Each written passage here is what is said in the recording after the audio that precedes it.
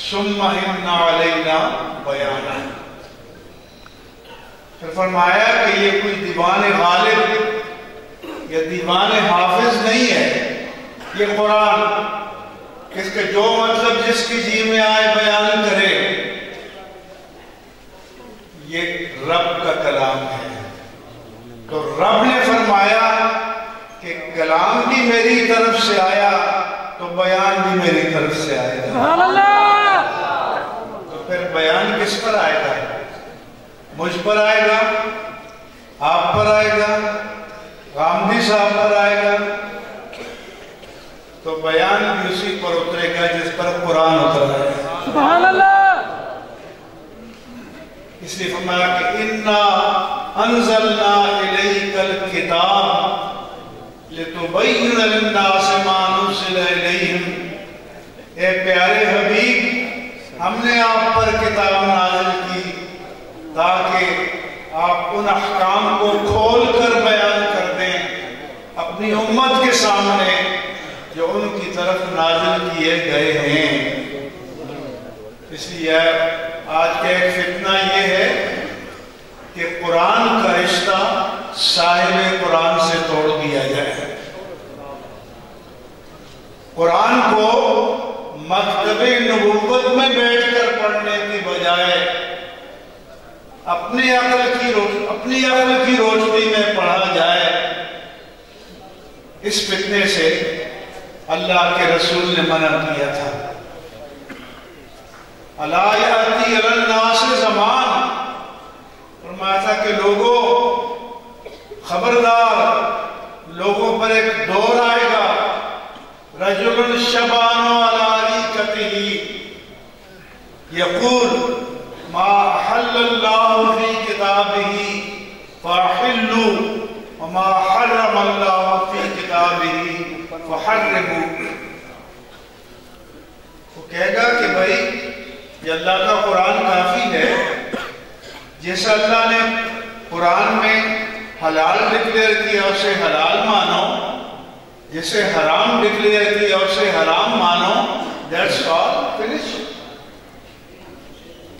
میرے آقا و مولا صلی اللہ علیہ وآلہ وسلم فرمایا کہ نہیں، یہ اتھارٹی میرے پاس ہے.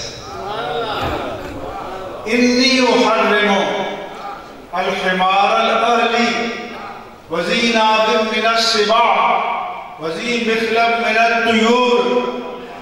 میں حرام ڈکلیئر کرتا ہوں پالتو گدھے کو، سامنے کے دانتوں سے شکار کرنے والے درندے کو، شیر ہے، چیتا ہے، کتا ہے، بلہ ہے، بھیڑیا ہے، اور پنجوں سے شکار کرنے والے پرندوں کو. یہ قرآن میں نہیں ہے. شیر کا حرام ہونا، کتے کا حرام ہونا، بلی کا حرام ہونا، بھیڑیے کا حرام ہونا، چیل، گدھ اور عقاب کا حرام ہونا، یہ قرآن میں نہیں ہے. یہ صاحب قرآن نے بتایا ہے. سبحان اللہ. یہ نہیں فرمایا کہ آج کے سپریم کورٹ کے ججوں کی طرح سو موٹو خود اپنے اختیار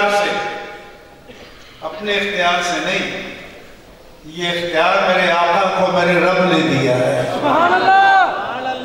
یحل لهم الطیبات ویحرم علیہم الخبائث. میرے نبی کی شان یہ ہے کہ پاک چیزوں کو حلال ڈکلیئر کرتے ہیں اور ناپاک چیزوں کو حرام ڈکلیئر کرتے ہیں. ایک خاتون ام یعقوب حضرت عبداللہ بن مسعود کے پاس آئی اور کہا کہ آپ کہتے ہیں کہ لعن اللہ الواشمۃ والمستوشمۃ والنامصات، کہ گودنے والیوں پر، گدوانے والیوں پر اللہ کی لعنت ہے. تو میں نے سارا قرآن پڑھا ہے، قرآن میں مجھے کہیں بھی نہیں ملا. عبداللہ بن مسعود نے فرمایا کہ بی بی آپ نے نہیں پڑھا قرآن، سمجھ کے پڑھا ہوتا تو مل جاتا۔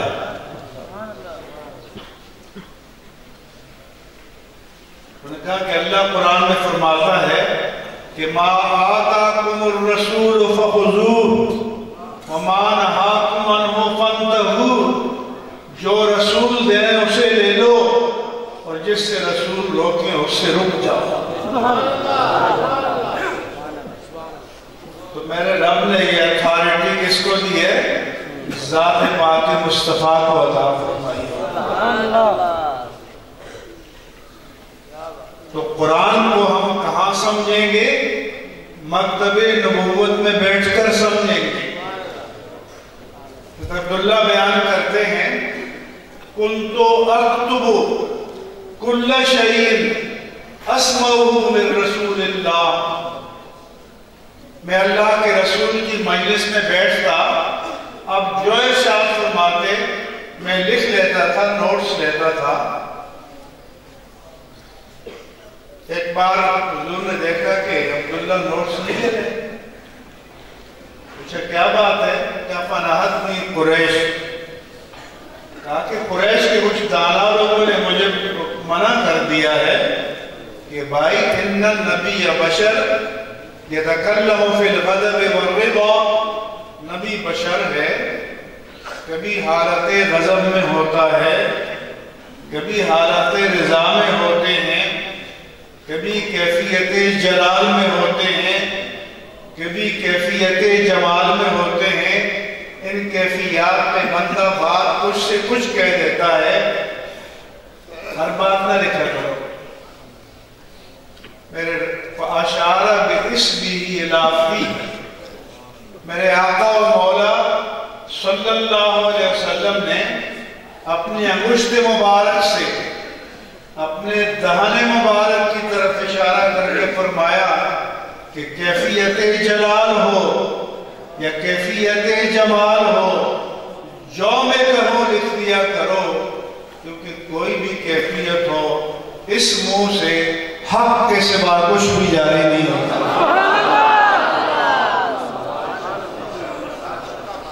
اس لیے اتھارٹی ذات پاک مصطفیٰ ہے، شارع ذات پاک مصطفیٰ ہے، اور آپ کی بارگاہ میں بیٹھ کر قرآن کو جانا جائے گا اور قرآن کو سمجھا جائے گا۔ فقیہ امت ام المومنین عائشہ صدیقہ رضی اللہ عنہا کا طریقہ یہ تھا کہ حضور کوئی بات ارشاد فرماتے، اگر سمجھ نہ آتی تو سوال کرتی، پوچھ لیتی۔ ایک بار حضور نے فرمایا کہ من حوسبا عذبا، جس سے حساب لیا گیا اس کو عذاب دیا جائے گا۔ سیدہ عائشہ نے عرض کی یا رسول اللہ، آپ نے تو یہ عجیب بات فرما دی ہے کہ جس کا حساب لیا گیا اسے عذاب دیا جائے گا۔ قرآن میں تو اللہ فرماتا ہے فَأَمَّا مَنْ أُوتِيَ كِتَابَهُ بِيَمِينِهِ فَسَوْفَ يُحَاسَبُ حِسَابًا يَسِيرًا، کہ جس کا نامہ اعمال قیامت کے دن اس کے دائیں ہاتھ میں دیا گیا، اس کا حساب آسان ہو جائے گا۔ وَيَنْقَلِبُ إِلَىٰ أَهْلِهِ مَسْرُورًا، اور خوشی خوشی اپنے گھر والوں کے پاس آئے گا کہ لو میرا ریزلٹ آؤٹ ہو گیا، A1 گریڈ پاس ہو گیا۔ وَأَمَّا مَنْ أُوتِيَ كِتَابَهُ بِيَمِينِهِ، اور جس کا نامہ اعمال اس کے دائیں ہاتھ میں دیا جائے گا فَيَقُولُ هَاؤُمُ اقْرَءُوا كِتَابِيَهْ، جسے آج ٹاپ کرنے والا طالب علم اپنا گزٹ لے کر ایک ایک کو دکھاتا ہے کہ میرا ریزلٹ آؤٹ ہو گیا، وہ بھی میدان محشر میں ایک ایک کو کہے گا یہ لو میرا ریزلٹ انی ظننت انی ملاق حسابیہ، مجھے یقین تھا کہ میرا حساب مجھے ملنے والا ہے، فہو فی عیشۃ راضیہ، وہ پسندیدہ زندگی میں ہوگا، فی جنت عالیہ، بلند باغات میں، قطوفہا دانیہ، اس ناز و نعم میں ہوں گے کہ جب بیٹھے ہوں گے کسی پھل کی خواہش ہوگی تو ہاتھ نہیں بڑھانا پڑے گا، اللہ فرماتا ہے کہ اس کے خوشے جھک کر اس کے پاس آ جائیں گے۔ سبحان اللہ۔ اور ذالک بما اسلفتم فی الایام الخالیہ، کہا جائے گا کہ تم نے دنیا میں جو نیک اعمال کیے تھے یہ اس کا انعام ہے۔ تو سیدہ عائشہ نے پوچھا کہ یا رسول اللہ، قرآن تو یہ بشارت دیتا ہے۔ حضور نے فرمایا کہ انما ذالک الارض، یہ ان کی بات ہے کہ پیشی ہوئی اور چھوٹ گیا، NOC مل گیا، سیدھا جنت میں جاؤ۔ وَمَن نُوقِشَ یہلک، لیکن جس سے مناقشہ ہو گیا، کراس کوشچن ہو گیا، منی ٹریل مانگ لی،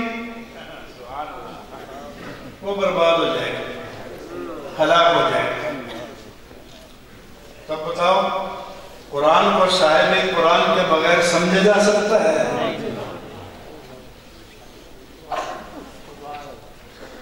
تو صحابہ کرام مکتب نبوت میں بیٹھ کر قرآن کو سمجھتے تھے، قرآن کو پڑھتے تھے۔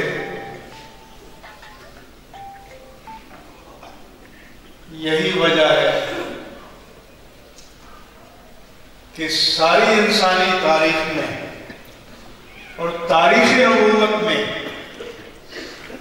میرے آقا و مولا صلی اللہ علیہ وسلم کے سوا آپ کو ایک بندہ بھی نہیں ملے گا کہ جس کی زندگی کا ایک ایک لمحہ، ایک ایک ادا، ایک ایک قول، ایک ایک فعل من وان محفوظ ہو۔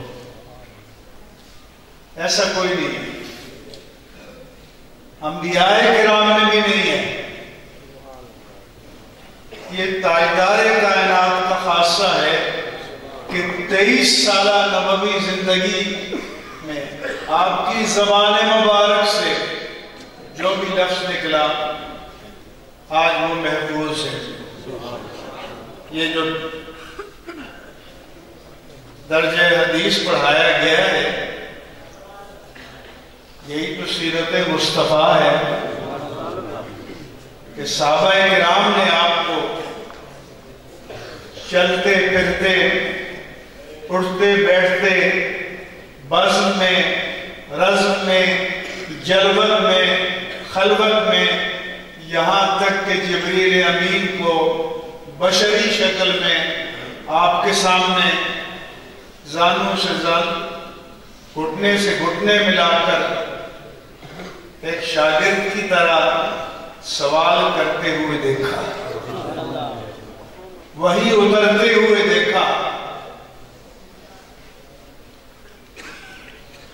یہ میرے آقا کی شان ہے، اور صرف الفاظ محفوظ نہیں ہیں،